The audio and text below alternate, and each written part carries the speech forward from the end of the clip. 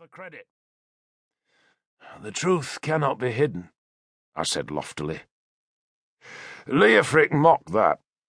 He was a bearded, squat brute of a man who should have been the commander of Alfred's fleet, but he was not well born, and Alfred had reluctantly given me charge of the 12 ships, because I was an ealdorman, a noble, and it was only fitting that a high-born man should command the West Saxon fleet, even though it had been much too puny to confront the massive array of Danish ships that had come to Wessex's south coast.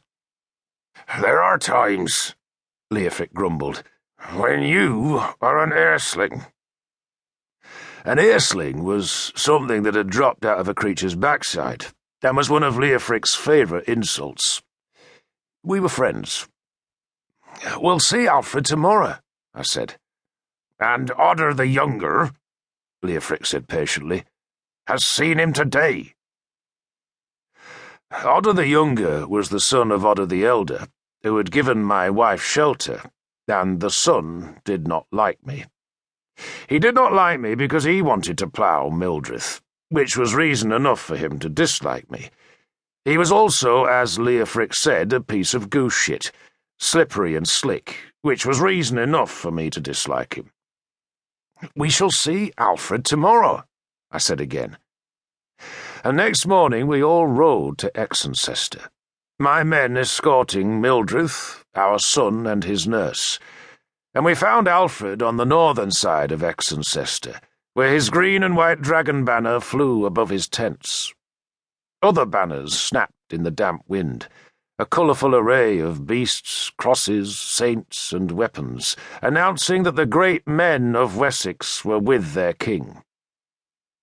One of those banners showed a black stag, which confirmed that Leofric had been right, and that Otter the Younger was here in South Devonshire.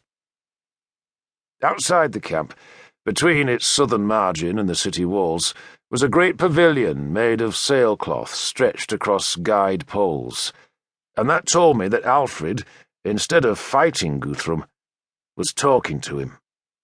They were negotiating a truce, though not on that day, for it was a Sunday, and Alfred would do no work on a Sunday if he could help it.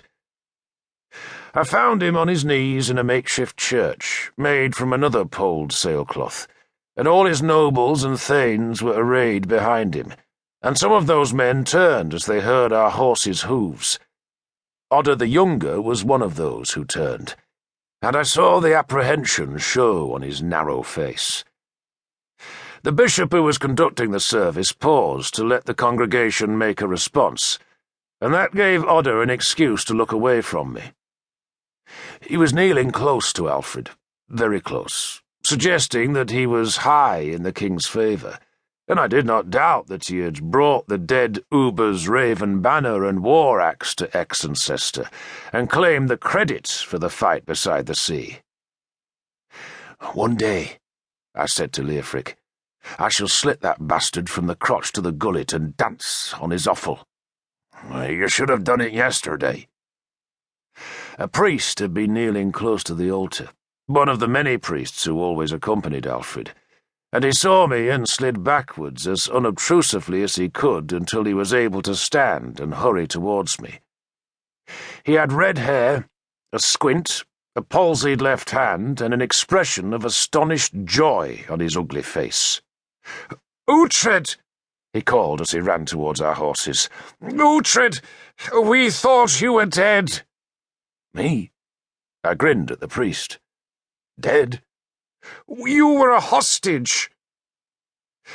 I had been one of the dozen English hostages in Wareham, but while the others had been murdered by Guthrum, I had been spared because of Earl Ragnar, who was a Danish war chief and as close to me as a brother.